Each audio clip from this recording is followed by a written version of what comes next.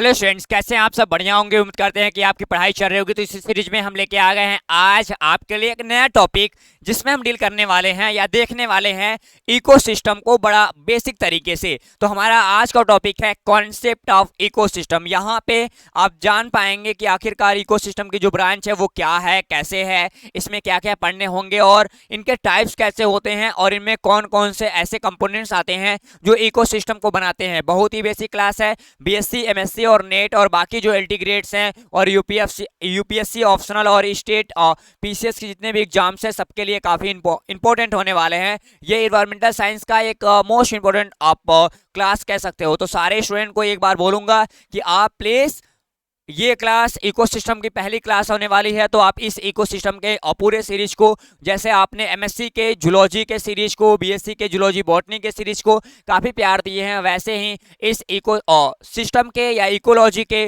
पहले lecture class को काफ़ी प्यार करेंगे और शेयर एंड सपोर्ट करेंगे, ताकि मेरा भी मनोबल बढ़ा रहे, मैं आपके साथ लगातार काम करता रहूं। तो चलते हैं, आज हम लोग अच्छे तरीके से देख लेते हैं हमारा ये टॉपिक। यानी क्या कह रहा है, कहता है यहाँ पे कॉन्सेप्ट ऑफ इकोसिस्टम। बात करें कि हमारे जो इंस्टीट्यूट है वो प्रोवाइड करती है जूलॉजी बॉटनी की मटेरियल अकॉर्डिंग आपके सिलेबस के। तो प्लीज़ यदि आपको किसी भी सिलेबस का रिक्वायरमेंट है तो आप हमसे बताएं और हम उनको पूरा करने की पूरा कोशिश करेंगे। और यहाँ पे हमारी वीएनआर क्लासेस अपने अलग अलग 4 मोड में आपको मटेरियल प्रोवाइड करती है। इसके लिए हमारा एंड्रॉयड एप्लीकेशंस हैं जो आप और डिस्क्रिप्शन में इसका लिंक मिल जाएगा, आप वहां से उसको देख सकते हैं। हम बात करते हैं आज यहाँ पे इकोसिस्टम एंड इसके टाइप्स के बारे में। तो चलते हैं, नोट्स बनाने के लिए आप तैयार हो जाइए, अपना कॉपी पेन ले लीजिए और पीडीएफ का लिंक हम चाहेंगे तो डिस्क्रिप्शन में दे दें, ताकि आप डाउनलोड करके पढ़ भी सकते हैं। लेकिन हिंदी वाली नोट्स यदि मिक्स चाहिए हिंदी इंग्लिश का, तो आपको मेरे साथ बनाना पड़ेगा। तो चलते हैं, इंट्रोडक्शन होता है। अब हम बात करते हैं अपने इकोसिस्टम के पूरे इंट्रोडक्शन पार्ट को बड़ा बेसिक तरीके से देखेंगे। नंबर फर्स्ट पॉइंट को यहाँ पे देखेंगे कि आखिरकार इकोसिस्टम क्या है। बात करते हैं इकोसिस्टम की। हमारी जो इकोलॉजी होती है, इकोलॉजी एक साइंस की ब्रांच होती है। क्या होती है? इकोलॉजी एक साइंस की ब्रांच होती है। और इस साइंस के ब्रांच में हम रिलेशनशिप देखते हैं किसके? लिविंग ऑर्गेनिज्म और फिजिकल एनवायरनमेंट के बीच। किसमें? लिविंग ऑर्गेनिज्म और फिजिकल एनवायरनमेंट के बीच। मतलब क्या है कि ये मेरे हिसाब से ये मेरा रिमोट है और मेरा ये पूरा स्टूडियो है, ये फिजिकल एनवायरनमेंट है और मैं इनका लिविंग ऑर्गेनिज्म हूँ। मतलब ये मेरा पूरा क्लास का क्या हुआ? इकोसिस्टम हुआ। जैसे क्लास का पूरा इकोसिस्टम है, वैसे ही हमारे वातावरण में, हमारे पूरे बाहर की ओर जिस दुनिया में हम रहते हैं, वहाँ पे जितने भी नॉन लिविंग मटेरियल्स हैं सारे फिजिकल एनवायरनमेंट हैं। और जो लिविंग ऑर्गेनिज्म है वो कहीं ना कहीं वहाँ पे लिविंग ऑर्गेनिज्म की तरह काम कर रहे हैं, और जो नॉन लिविंग है उन्हें हम फिजिकल एनवायरनमेंट के बारे में बात करते हैं। तो ध्यान से देखिएगा, कहता क्या है, कभी कभी पूछता है मल्टीपल चॉइस क्वेश्चंस के बीच की जो इकोलॉजी होती है उनके रिलेशनशिप होते हैं, किनके किनके बीच होते हैं। कोई भी एक पेयर देता है तो ध्यान दीजिएगा, वो पेयर आप यहाँ पे लगा सकते हैं कि इकोलॉजी जो होती है उनमें रिलेशनशिप केवल लिविंग ऑर्गेनिज्म और फिजिकल रिलेशनशिप के फिजिकल एनवायरनमेंट के बीच होता है, और वो एक दूसरे से लगातार जुड़े होते हैं। क्या होते हैं? एक दूसरे के लगातार जुड़े होते हैं। यदि बात करें इसके अप्रोच की कि किस पे डिपेंड होता है, तो इसकी बात करेंगे पॉइंट ऑफ व्यू से देखा जाए तो ऑर्गेनिज्म जो होता है, क्या ऑर्गेनिज्म जो होता है वो एक दूसरे के साथ, जो लिविंग ऑर्गेनिज्म होता है वो अपने फिजिकल एनवायरनमेंट के साथ, मतलब फिजिकल एनवायरनमेंट पे डिपेंड तो होता है, लेकिन वो अपनी अनुकूलता के वजह से, मतलब एडाप्टेशंस के वजह से वो कहीं ना कहीं उस पर डिपेंड हो जाए। जस्ट लाइक मेरे पास रिमोट होना चाहिए, मैंने रखा है, मेरे लिए अनुकूल है। मेरे पास ये मेरा फोन होना चाहिए, ये मेरे लिए अनुकूल है। ठीक, मेरे पास एक स्टूडियो होना चाहिए जो क्लास के लिए, क्लास के एनवायरनमेंट के लिए अनुकूल है। मेरे पास किताबें होनी चाहिए जो क्लास के एनवायरनमेंट के लिए अनुकूल है। तो कहने का मतलब है कि जो वातावरण इंसान बनाता है या जो लिविंग ऑर्गेनिज्म अपना एनवायरनमेंट बनाता है वो अपने अनुसार बनाता है, अपने चॉइस से बनाता है कि किस चॉइस में वो रह रहा है, वहां पे क्या किस ओवरव्यू से वो रह रहा है, यानी उसको क्या क्या चाहिए। हम दृष्टिकोण से देखते हैं, स्पेशली हम लोग एक डिमांडिंग तरीके से देखते हैं और ऐसा देखते हैं कि अडॉप्ट करने की कैपेसिटी होती है। क्या होती है? अडॉप्ट करने की कैपेसिटी होती है। और एनवायरनमेंट के कंडीशंस पे हम लोग कभी कभी अपने आप को अडॉप्ट करा लेते हैं वहां पे। जैसे सपोज हम एक जगह से दूसरे जगह गए, यहाँ से कश्मीर गए, कश्मीर के जो बच्चे देख रहे होंगे वो मेरे यहाँ आ जाएं, तो वहाँ पे क्या है कि देखेंगे कि काफ़ी ज़्यादा डिफरेंट मिलता है। हम अपने आप को वहाँ के अनुसार ढालते हैं, वहाँ का जो इको सिस्टम्स है उनके अनुसार हम अपने आप को वहाँ पे बना देते हैं कि ताकि अडॉप्ट कर लेते हैं वहाँ के पूरे कल्चर्स को, ताकि वो मेरे में समा जाए और हम एनवायरनमेंट के साथ सही तरीके से बिहेव कर सके और वहाँ पे अपने आप को स्टेबल कर सके। ठीक, वही बात करेंगे अगला कि आगे काम करता है तीसरे पॉइंट में क्या है, कहता है एन इकोसिस्टम कंसिस्ट और यहाँ पे असम्बल करता है म्यूचुअली इंटरेक्शन। इसका मतलब क्या है कि ये काफी कह सकते हो परस्पर परस्पर अंतःक्रिया करता है, किसके किसके बीच, ऑर्गेनिज्म एंड देयर एनवायरनमेंट। यानी इकोसिस्टम जो है वो स्पेशली असेंबल करता है म्यूचुअली इंटरेक्शन का मतलब क्या होता है कि दो लोगों के बीच जो अंतःक्रिया हो रही है, क्या होती है, दो लोगों के बीच अंतःक्रिया, पारस्परिक जो रूप होता है, पारस्परिक क्रिया होता है, उसका एक समूह बन जाता है, ग्रुप बन जाता है। ठीक, हमारे एनवायरनमेंट के साथ, और जितने भी मटेरियल्स होते हैं जो इंटरचेंज होते हैं या लार्जेस्ट जो साइक्लिंग मिनियर माइनर होता है उनमें भी वो बन जाता है। मतलब कहने का इसका क्या है, कहता है कि हमारे पास जो हमारा इकोसिस्टम है वो बनाता है एक म्यूचुअली यानी फ्रेंडली बोल सकते हो, फ्रेंडली रिलेशनशिप बनाता है किसके किसके बीच, हमारे ऑर्गेनिज्म और हमारे इकोसिस्टम के बीच या एनवायरनमेंट के बीच एक फ्रेंडली रिलेशनशिप बनाता है। उस फ्रेंडली रिलेशंस में ढेर सारे अप्रोच आते हैं, उसमें और ढेर सारा रिएक्शंस हैं और ढेर सारे साइकिल्स हैं। ठीक, जो लगातार बड़े पैमाने पे धीरे धीरे धीरे धीरे करके हमारे अंदर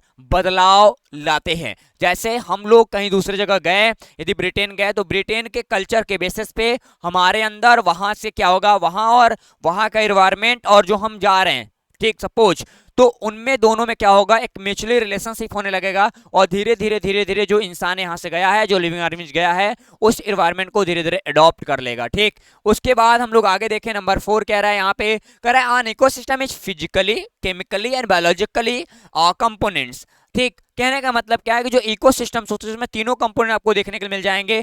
फिजिकली कंपोनेंट मिलेगा, केमिकल कंपोनेंट्स मिल जाएंगे, बायोलॉजिकल कंपोनेंट्स मिल जाएंगे। ठीक, और इनके साथ साथ ऐसा देखा जाता है ये तीनों कंपोनेंट्स आपस में एक साथ एनर्जी लेवल के साथ, कैसे, with energy sources and energy and materials interchange pathway. मतलब फिजिकल, केमिकल और बायोलॉजिकल जो कंपोनेंट्स हैं एक दूसरे के साथ एनर्जी और एनर्जी के जो डिफरेंट डिफरेंट पैथवे हैं उनके साथ जुड़े होते हैं।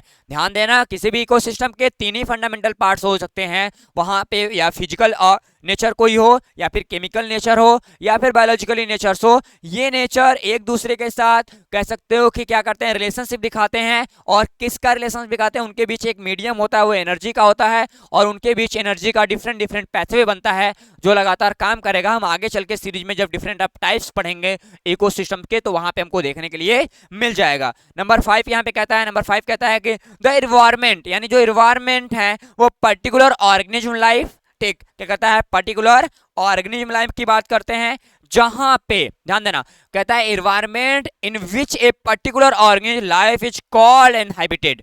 यानी कहने का मतलब क्या है कि यदि कोई ऑर्गेनिज्म है, यदि किसी स्पेशल जगह रह रहा है तो वो उसका आवास कहलाता है। जैसे यदि आप जंगलों में रह रहे हो, पेड़ पौधे रह रहे हो, तो हम उसको क्या कहते हैं, फॉरेस्ट कल्चर बोलते हैं। क्या बोलते हैं, फॉरेस्ट कल्चर बोलते हैं। कोई ऑर्गेनिज्म यदि जल में रह रहा है तो हम एक्वेटिक सिस्टम बोलते हैं उसको। ठीक, हम लोग स्थल पे रहते हैं, जमीनों पे रहते हैं, हम लोग इसको टेरेस्ट्रियल बोलते हैं। तो अलग अलग जगह पे क्या, ग्रास लैंड, जो छोटे छोटे टिड्डे हैं, कीड़े मकोड़े हैं, ठीक, मेढक हैं, ये ग्रास में रहते हैं, घासों में रहेंगे, इनको ग्रास लैंड बोलते हैं। तो जहां पे जो रहेगा वो उसका क्या कहलाएगा, हैबिट कहलाएगा। तो कह सकते हो यहाँ पे कि एनवायरनमेंट इन विच, कह रहा है the environment in which a particular organism, यानी पर्टिकुलर जो ऑर्गेनिज्म होगा वहां पे, कह सकता है वातावरण जिसमें कोई जीव विशेष रहता हो। ठीक, यदि ऐसा जैसे वाटर है, उसमें जो वाटर में रहने वाले ऑर्गेनिज्म होंगे उनको हम एक्वेटिक एनिमल बोलते हैं। इसीलिए क्यों बोलते हैं, क्योंकि उसका हैबिटेट है, यानी उसका आवास एक्वेटिक है। इसके वजह से क्या, इसके वजह से हम लोग उसको एक्वेटिक बोल रहे हैं। ये चीज आना, the role of on organism in the habitat is called of niche, यानी नीच का मतलब क्या होता है, ठीक, नीच का मतलब होता है कि जहां पे ऑर्गेनिज्म सबसे ज्यादा रहता है वो उनका नीच एरिया होता है, सबसे पावरफुल एरिया होता है। कहते हैं ना कि उस एरिया में ब्राह्मण ज्यादा हैं या जनरल कास्ट ज्यादा, उसमें उस एरिया मुस्लिम ज्यादा हैं। ठीक, इसको हम लोग फन्ना देखते हैं, क्या बोलते हैं, फन्ना बोलते हैं।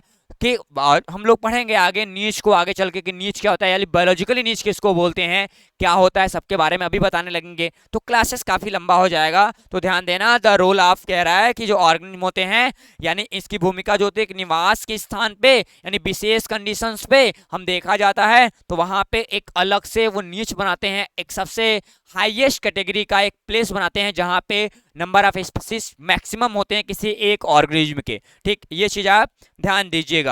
ठीक, अगला देखो, यहाँ पे कह रहा है हम लोग बात करेंगे, हम लोग कैसे समझे इकोलॉजी और एनवायरनमेंट को, कैसे इकोलॉजी और एनवायरनमेंट को कैसे समझा जाए, इसके बारे में बात करेंगे।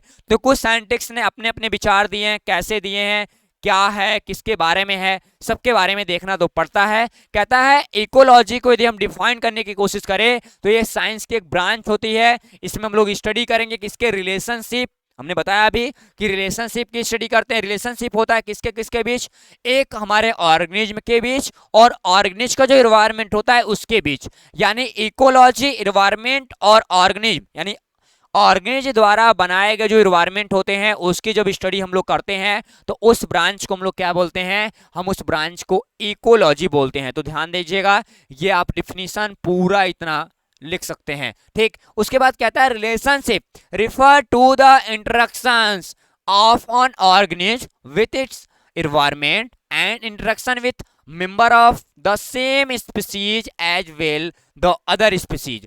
यानी कहने का मतलब क्या है कि जो इंटरेक्शन होता है ऑर्गेनिज्म और हमारे एनवायरनमेंट के बीच, क्या ऑर्गेनिज्म और एनवायरनमेंट के बीच जो इंटरेक्शन होते हैं, जो अंतःक्रिया होते हैं, यानी आदान प्रदान लेन देन होते हैं, ठीक, वो उनके स्पीसीज में भी हो सकता है, सेम स्पीसीज में भी हो सकता है, और वो डिफरेंट डिफरेंट स्पीसीज से भी इंटरेक्शन कर सकते हैं। जैसे हम आपके साथ हैं, आप ह्यूमन हो, हम ह्यूमन है, हम दोनों आपके साथ इंटरेक्शन कर रहे हैं, ये हमारा इकोसिस्टम हुआ। लेकिन हमारे दूसरे घर में गाय है, कुत्ता है, बिल्ली घर पे है, तोते जिलाए हैं, तो खरगोश है, तो सबके कहीं ना कहीं वो मेरे साथ ही रह रहे हैं, अदर स्पीसीज हैं, लेकिन वो मेरे इन्वायरमेंट को कहीं ना कहीं बनाने में मेरा हेल्प कर रहे हैं। ठीक, ये चीज आप ध्यान दीजिएगा। ठीक, आगे बात करते हैं, यहाँ पे कहता है द टर्म ऑफ यहाँ पे इकोलॉजी, यानी इकोलॉजी का जो टर्म था वो सबसे पहले कौन की बात की, इसको ओकस बोलते हैं, आइकोस, क्या बोलते हैं, आइकोस नाम दिया ना यहाँ पे, आइकोस्ट यहाँ पे नाम दिया गया था। वो भी जर्मन बायोलॉजिस्ट एक थे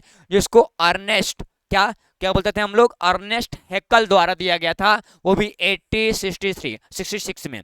ठीक, तो देखो ध्यान देना, ये दोनों लोगों को ध्यान देना, ये काफी पूछता रहता है कि अर्नेस्ट हैकल इन 1866 में इन्होंने एक टर्म दिया जिसको बोला गया क्या, आइकोस के नाम से बोला गया, क्या बोला गया, आइकोस के नाम से बोला गया कि ये आइकोस क्या था और कैसे इनको देखा जाएगा। ठीक, नीचे बोल रहा है इकोलॉजी का मतलब होता है आइकोस, इसका मतलब होता है आइकोस मीन होम होता है, और लॉजी मतलब स्टडी होता है, यानी किसी भी पर्टिकुलर ऑर्गेनिज्म के रहन सहन या उसके हैबिट का जब स्टडी हम लोग करते हैं, उसके आवास का स्टडी करते हैं, तो हम उसे इकोलॉजी का नाम देते हैं, बाय किसके, अकॉर्डिंग टू अर्नेस्ट हैकल। ठीक, ये आप ध्यान दीजिएगा। ठीक, अब उसके बाद जब हम आगे बढ़ते हैं तो ऐसा देखा जाता है, क्या, जब हम आगे बढ़ते हैं तो ऐसा देखा जाता है कि जो हमारा इकोसिस्टम्स होता है, क्या होता है, इकोसिस्टम्स होता है, वो तो स्टडी कराता है स्पेशली किसी ऑर्गेनिज्म के किसके बारे में, होम के बारे में, एज कह रहा है it is not to be, ठीक,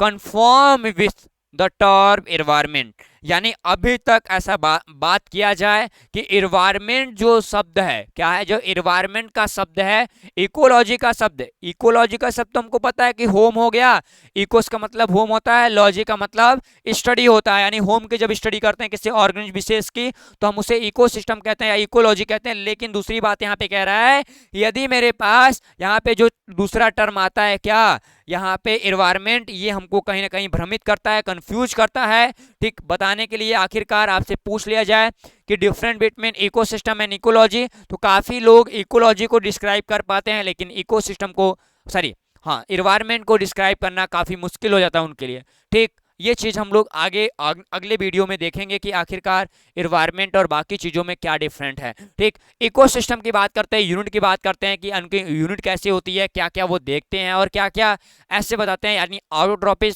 रीजन क्या होते हैं और हेटेरोट्रॉपिक रीजन क्या होते हैं, दोनों के अंदर हम देखेंगे। ठीक, ये चीज आप ध्यान रखिएगा। सबसे पहले कहता है कि दे इन्वायरमेंट की बात करें, हम लोग पर्यावरण की बात करें। पर्यावरण हमारे को संदर्भित करता है, यानी बताता है क्या, पर्यावरण हमको रिफर करता है टू अवर सराउंडिंग। यानी पर्यावरण का मतलब ही होता है, यानी इन्वायरमेंट का मतलब होता है हमारे सराउंड, यानी चारों तरफ। तो ध्यान देना कि पर्यावरण हमको संदर्भित करता है हमारा परिवेश की जहाँ पे हम रहते हैं, और इसमें शामिल है हमारे आसपास के सभी भौतिक व रासायनिक स्थितियां, और जिसमें सारे लोग अपने एक भौतिक कंडीशन यानी फिजिकल स्टेट में पाए जा रहे हैं। जल पाया जा रहा है, हम पाए जा रहे हैं, किताबें पाई जा रही हैं, सारे ये फिजिकल कंडीशंस हैं जो उस एरिया में देखने के लिए मिल रहे हैं। ये चीज आप ध्यान रखिएगा। उसमें धूप है, नमी है, ठीक, जैसे यहाँ पे क्या ओबिडेंट करते हैं, क्या कंडीशंस अलग अलग फिजिकल एंड केमिकल कंडीशंस को रिफर करेंगे। उसमें टेम्परेचर आएगा, मॉइस्चर आएगा, सनलाइट है, एबिलिटी है, मतलब बहुत सारे ऐसी चीजें हैं जो लगातार कहीं ना कहीं आते हैं। तो इसी एनवायरनमेंट को हम लोग प्राइमरी कंपोजिशंस की बात करें, क्या हम लोग एनवायरनमेंट के प्राइमरी कंपोजिशन की बात करते हैं, वहां पे हमको टू टाइप का कंपोजिशन देखने को मिलता है या कंपार्टमेंट दिखते हैं। उस कंपार्टमेंट में पहला जो कंपार्टमेंट होता है वो होता है बायोलॉजिकली, यानी बायोलॉजिकली कंपोनेंट जिसको बोलते हैं, या फिर बायोटिक कंपोनेंट्स बोलते हैं। आखिरकार ये बायोटिक कंपोनेंट्स क्या है, एक बार ध्यान दीजिएगा। बायोटिक कंपोनेंट्स वो कंपोनेंट्स होता है जिसमें लिविंग ऑर्गेनिज्म को रखा जाता है, यानी जितने भी लिविंग ऑर्गेनिज्म होंगे, ठीक, लिविंग ऑर्गेनिज्म को हम लोग बायोलॉजिकली कंपोनेंट्स बोलते हैं। दूसरा यहाँ पे एबायोटिक कंपोनेंट्स कहता है, एबायोटिक कंपोनेंट्स में हम लोग नॉन लिविंग ऑर्गेनिज्म को रखते हैं। क्या, नॉन लिविंग जो कंपोनेंट्स होते हैं उन्हें हम एबायोटिक कंपोनेंट्स, और लिविंग कंपोनेंट्स को हम लोग बायोटिक कंपोनेंट्स कहते हैं। तो ध्यान दीजिएगा कि एनवायरनमेंट के टू कंपोनेंट्स होते हैं, एक होता है बायोटिक कंपोनेंट्स, इसमें हम लोग लिविंग और कंपोनेंट्स को रखते हैं। दूसरा होता है एबायोटिक कंपोनेंट्स, हम इसमें नॉन लिविंग ऑर्गेनिज्म को रखते हैं। ठीक, उसके बाद यहाँ पे ऑटोट्रोपस, ठीक, क्या ऑटोट्रोपस और हेटेरोट्रोपस की बात कर रहा है। ठीक, हम लोग सेल्फ की बात करेंगे और अदर की बात करेंगे कि अदर न्यूट्रिएंट मटेरियल क्या लेते हैं और सेल्फ कैसे लेते हैं। इनके बारे में जब थोड़ा बातचीत किया जाता है तो हमारे पास क्या मिलते हैं, कहता है कि दोनों में ध्यान देना। पहला हम लोग कहते हैं ऐसे लोग जो अपना भोजन बना पाते हैं, ठीक, ऐसे ऑर्गेनिज्म जो अपने सारे फूड जो होते हैं खुद ही ऑन करते हैं, क्या करते हैं, खुद ही ऑन करते हैं, मतलब खुद ही प्रोड्यूस करते हैं, उनके बारे में क्या कहेंगे, ऑटोट्रोपस हम उनको बोलेंगे, जो खुद ही अपना फूड मटेरियल कहीं ना कहीं क्या करते हो, ऑन करते हो, बनाते हो। एग्जाम्पल में हम लोग इंक्लूड कर देते हैं फोटोसिंथेटिक प्लांट्स, क्या करते हैं, फोटोसिंथेटिक प्लांट्स, और कीमोसिंथेटिक बैक्टीरिया, एंड यहाँ पे कीमोसिंथेटिक जितने भी इन्वॉल्व मटेरियल है उनकी बात कर लेते हैं। और ये कीमोसिंथेसिस होता क्या है, देखो ध्यान देना, आप लोग दो चीजें पढ़े रखे होंगे, क्या, दो चीजें पढ़ रखी होंगी, दोनों चीजों में क्या पढ़ रखे होंगे आपने फोटोसिंथेसिस, आपने पीछे क्लासेस में बीएससी में या फिर क्लास 11th में या 12th में या 9th में भी फोटोसिंथेसिस था, 10th में था, आपने फोटोसिंथेसिस पढ़ लिया है, आपने कीमोसिंथेटिक बैक्टीरिया पढ़ लिया है। आखिरकार फोटोसिंथेसिस तो जानते हो कि सनलाइट एंड और कार्बन डाइऑक्साइड और वाटर के प्रेजेंट में होने वाले जो बायोलॉजिकली रिएक्शंस होते हैं उनको हम लोग क्लोरोफिल के प्रेजेंटेशंस में हम उनको क्या बोलते हैं, फोटोसिंथेसिस बोलते हैं। लेकिन कीमोसिंथेसिस बोलता क्या है कि बैक्टीरिया के अंदर होता है, हानिकारक।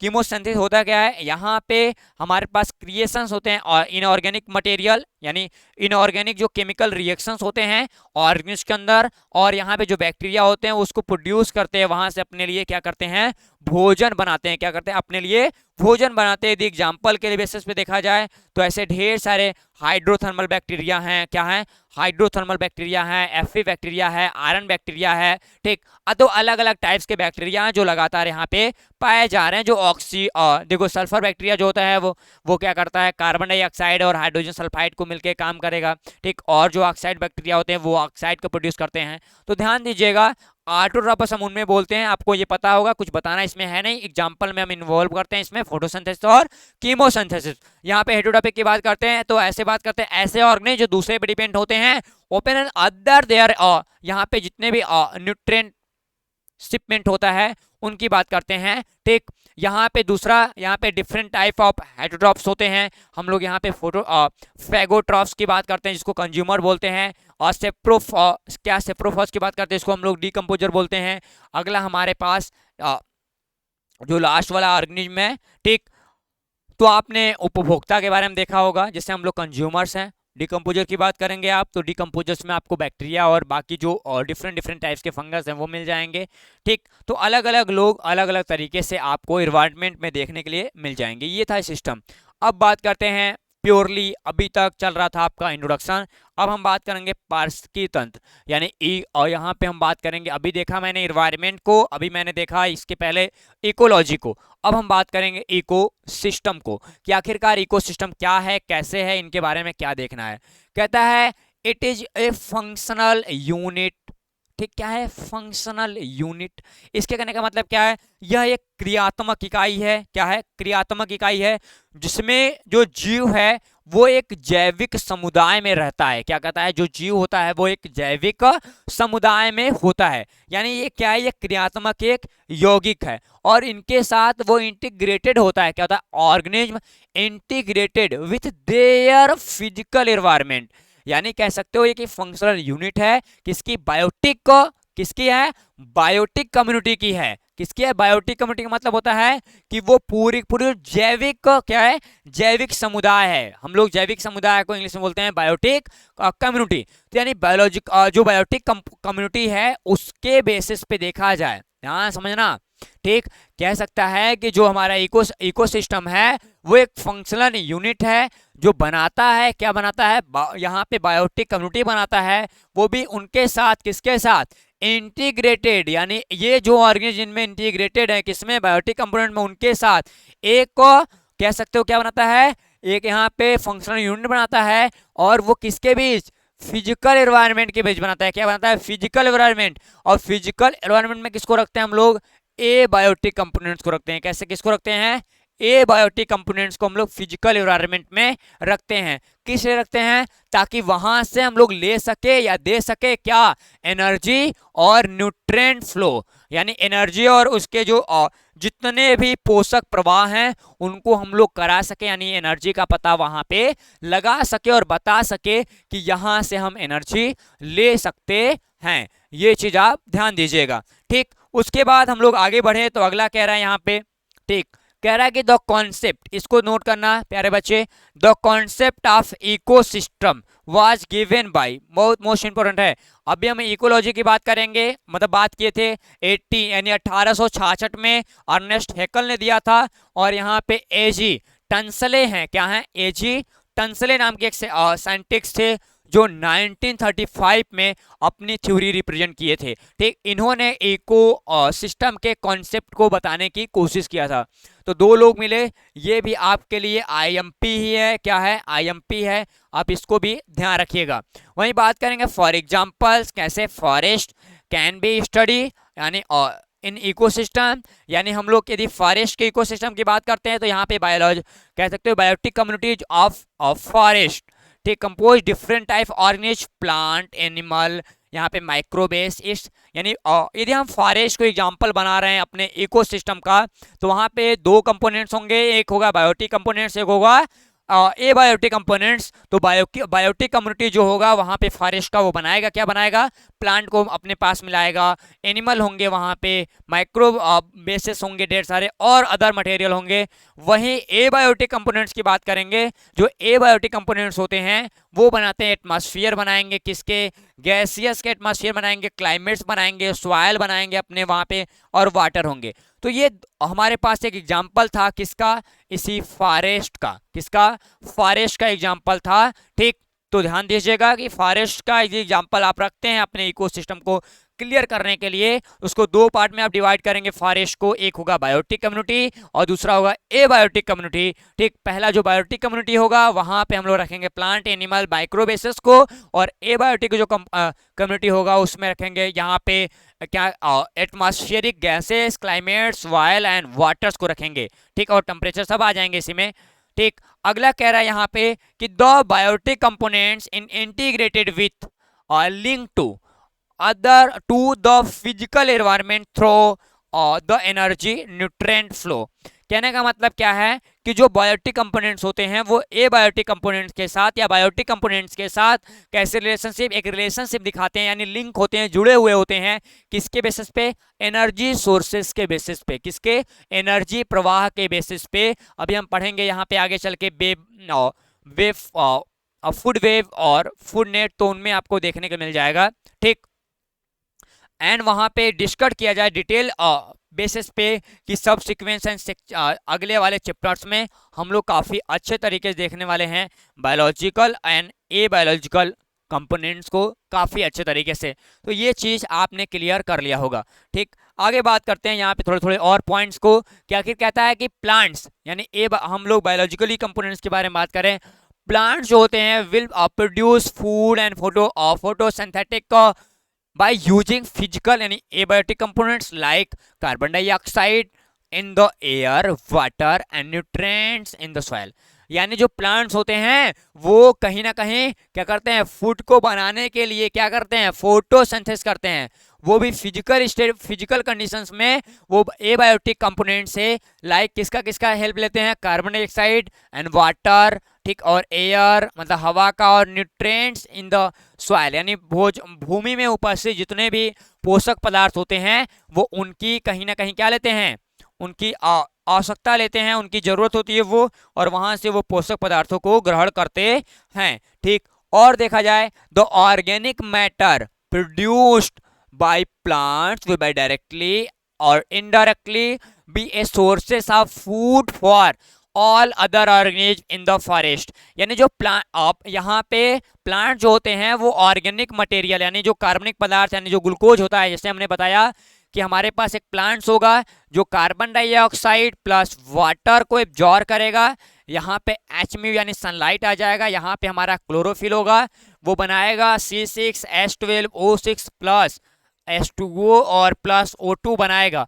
और ये वाला जो हमारा पूरा ऑर्गेनिक मटेरियल है वो डायरेक्टली बने या इनडायरेक्टली बने, वो किसके लिए यहाँ पे सोर्सेस ऑफ फूड के रूप में काम करता है। किसके लिए? वो भी ऑल अदर ऑर्गेनिज्म यानी सभी जीवों के लिए जो उस जंगल में यानी उस फॉरेस्ट में पाए जाते हैं। उसके बाद ये सारे लोग इंक्लूडिंग यहाँ पे फंक्शन करेंगे, हम इसे फ्लो ऑफ एनर्जी, क्या फ्लो ऑफ एनर्जी, एंड यहाँ पे हम लोग यहाँ बोलते हैं न्यूट्रिएंट्स बोलते हैं, क्या बोलते हैं, न्यूट्रिएंट्स का नाम देते हैं। ये चीज आप ध्यान रखिएगा। अगला बोल रहा है also the biotic components will be interact with their physical environment and modifies, यानी जो हमारे पास बायोटिक कंपोनेंट्स होते हैं वो यहाँ पे इंटरैक्ट करते हैं फिजिकल एनवायरनमेंट से और उसे बनाने की यानी उसे पुनः क्या करते हैं, मॉडिफाई यानी संशोधित करने का प्रयास करते हैं। ठीक, ये चीज आप ध्यान रखेंगे। लाइक द ट्री, ठीक, रिड्यूसिंग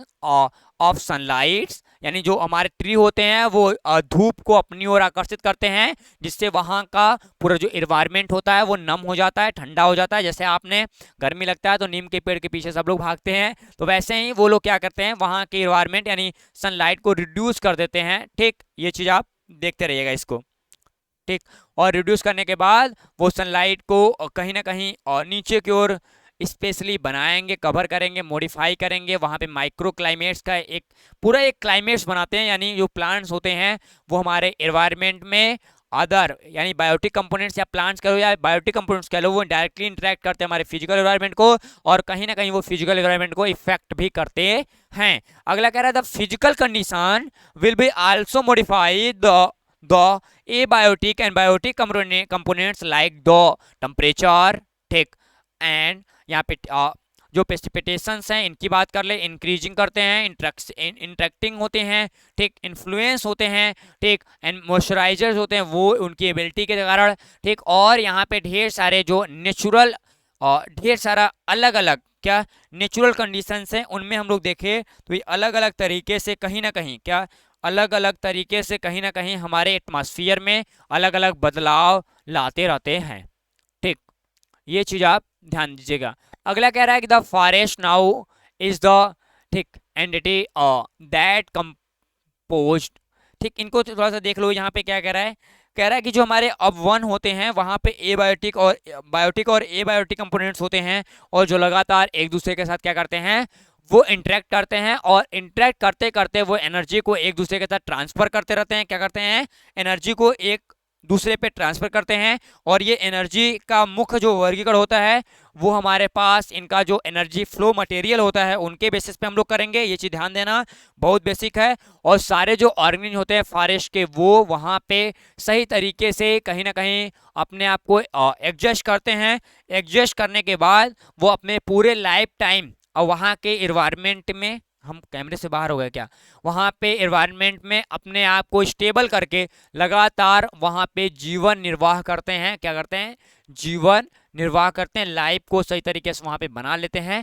और जब forest as able to sustain life and is called ecosystem, यानी जो हमारे पास वहाँ पे लाइफ को सही तरीके से जिलाने के लिए, लाइफ को सही तरीके से यहाँ पे हम आगे बढ़ाने के लिए यदि हमारे पास कोई ऐसा मटेरियल आ जाता है, यानी मटेरियल बन जाता है या फिर ऐसा कोई कंडीशन बन जाता है, ऐसा फिजिकल एक एनवायरनमेंट बन जाता है, तब हम उन्हें इकोसिस्टम का नाम देते हैं। क्या कहता है? इकोसिस्टम का नाम देते हैं। तो कहता है the term ecosystem can have different level of compatibility. यहाँ पे कम्प्लेक्सिटी की बात करता है, यानी जो इकोसिस्टम है ये उसकी जटिलता की बात करें तो वो इस पे लागू हो सकता है विभिन्न विभिन्न अलग अलग क्षेत्रों पे।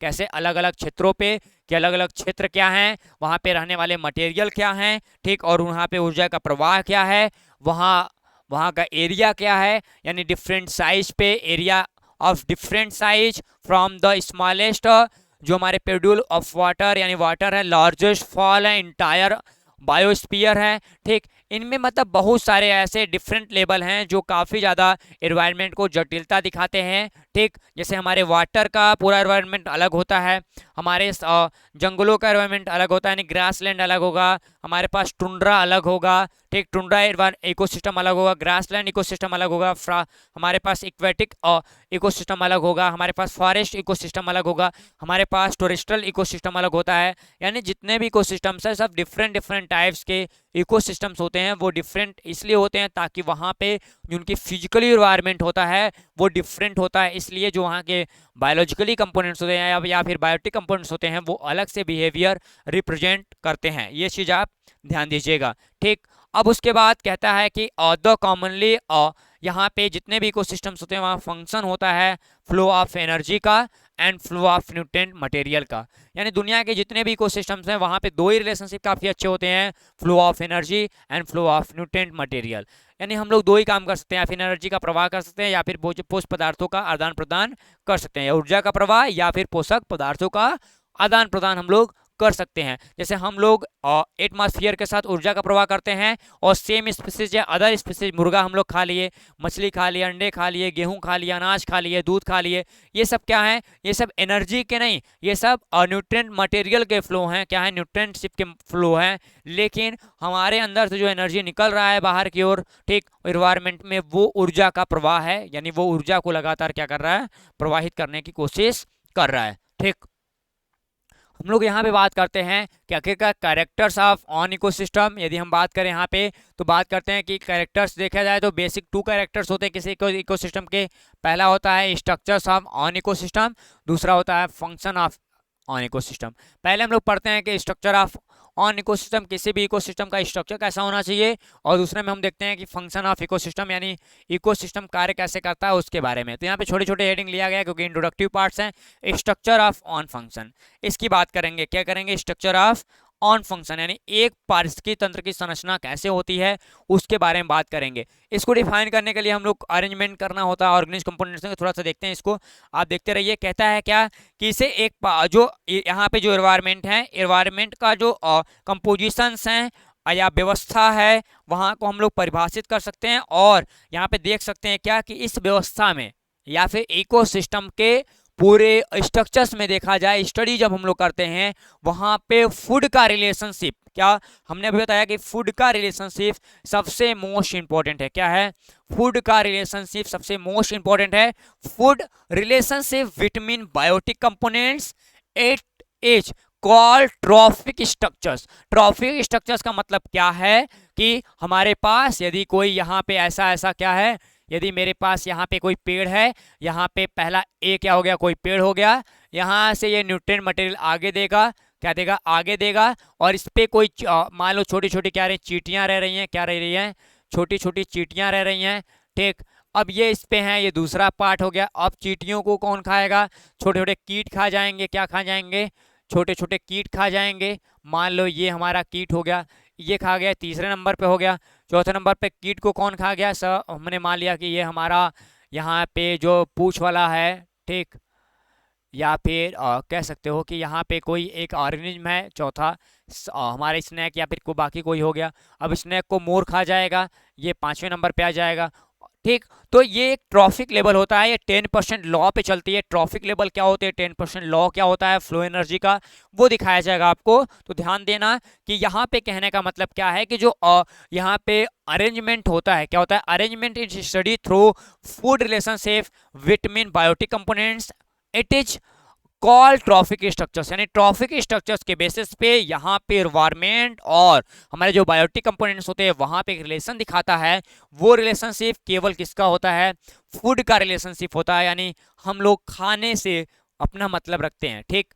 जैसे प्लांट्स हमको न्यूट्रिशन दिया, ठीक, हमने खाया, हमको कोई और खा गया, ठीक, ऐसे चलता रहता है, ठीक। और यहाँ पे कहता है कि the trophic structures on off on ecosystem is यहाँ पे डिफाइन एज द, ठीक, organisation of biotic components based on they are feeding, क्या, फीडिंग फूड रिलेशनशिप। यानी कहने का मतलब यहाँ पे सबसे अच्छा यहाँ पे क्या कह रहा है, कह रहा है कि जो हमारे पास ट्रॉफिक संरचना होती है, क्या होती है, ट्रॉफिक संरचना होती है, वो इस प्रकार व्यवस्थित होती है या इस प्रकार पाई जाती है, ठीक, जिसमें सारे लोग यानी सारे जो पाए जा रहे हैं वो लोग एक स्ट्रक्चर्स में बंधे हों और उनका जो संरचना होता है वो केवल फूड और फीडिंग के बेसिस पे ही होता है। यानी कोई भी इकोसिस्टम का स्ट्रक्चर हम लोग बनाएंगे उसका कोई भी रिलेशनशिप होगा उसमें, और सबसे बड़ा जो रिलेशनशिप होने वाला है वहां पे केवल फूड का ही रिलेशनशिप होगा। ये चीज आप ध्यान रखिएगा। दूसरा फंक्शन की बात करते हैं। फंक्शन की बात करते हैं तो कहता क्या है कि जीवन को अस्तित्व में रखने के लिए या अस्तित्व में बनाए रखने के लिए जो एनवायरनमेंट होता है, एनवायरनमेंट का जो पूरा कंपोजिशंस होते हैं, क्या होते हैं, कंपोजिशंस होते हैं, ठीक। हम लोग अपने लाइफ के पूरे कंडीशंस को या फिर अपने अस्तित्व को बनाए रखने के लिए, ठीक, इकोसिस्टम को अलाउ करते हैं। क्या करते हैं, इकोसिस्टम हमारा अलाउ करता है हमारी गतिविधियों को, जो हमारे मौलिक कार्य are two fundamental function form यहाँ पे देयर इकोसिस्टम या एवरी इकोसिस्टम। यानी प्रत्येक इकोसिस्टम को हमको बनाने के लिए, अपने आप को, अपने जीवन को अस्तित्व में रखने के लिए हमको एनवायरनमेंट के साथ क्या करना पड़ता है, फंक्शन करने पड़ते हैं। यानी दो फंक्शन करने पड़ते हैं। यानी दोनों फंक्शन कैसे हैं, क्या होते हैं, उनके बारे में हम लोग आगे बात करेंगे, ठीक। यहाँ पे हमारे पास क्या है, ढेर सारे कैटेगरी ऑफ इकोसिस्टम्स हैं। तो हमारे पास बोलता है for the study of ecosystem it often, यानी हम लोग यहाँ पे डिवाइड कर देते हैं इकोसिस्टम को फॉर यहाँ पे 4 बेस कैटेगरी में। पहला है टोरिस्ट्रल, मतलब ये हमारे जमीन पे रहने वाले लोग हो जाएंगे। दूसरा है फ्रेश वाटर, जो पानी में रहते हैं। तीसरा है मैराइन, जो समुद्रों में रहते हैं। चौथा है यहाँ पे ओशनिक, जो हमारे ओशनिक रीजन यानी डीपर वाटर में रहते हैं, उनकी बात कर रहा है, ठीक। और ये 2 मेजर कंडीशंस को हम लोग आगे देखेंगे। कहता है क्या है कि 2 major sub division of modern ecology, यानी ये तो हम लोग पढ़ेंगे अलग से पूरे अलग अलग वीडियो में सिंगल सिंगल। लेकिन कहता है कि जो मॉडर्न इकोलॉजी है वहाँ पे हम लोग इकोलॉजी को 2 पार्ट में डिवाइड करते हैं। पहला है यहाँ पे इकोसिस्टम एंड इकोलॉजी, दूसरा है यहाँ पे पॉपुलेशन इकोलॉजी। पहले में हम लोग उसके लार्ज यूनिट को देखते हैं और दूसरे में हम लोग उसके स्मॉल यूनिट को देखते हैं, जहाँ पे वो पूरा यूनिट यानी पूरा फैक्टर देखने के लिए मिलता है। तो आज का क्लास कैसा लगा आप बताइएगा। ये हम बेसिक क्राइटेरिया को अभी रिसीव कर रहे थे। कल हम लोग बात करेंगे इसके एक एक यानी इकोसिस्टम के एक एक पार्ट को, और देखेंगे कि आखिरकार हमारे जो डिफरेंट टाइप्स के इकोसिस्टम्स हैं वो कैसे बिहेव कर रहे हैं और वो अपने अपने बिहाफ से कैसे हमारे लिए हेल्प करते हैं और उनकी स्ट्रक्चर्स, उनके फंक्शंस क्या होते हैं। तो मिलते हैं कल वाले क्लास में, तभी तक आप लोगों को विदा लेंगे। मिलते हैं नेक्स्ट क्लास में, तब तक के लिए आप सभी को जय हिंद।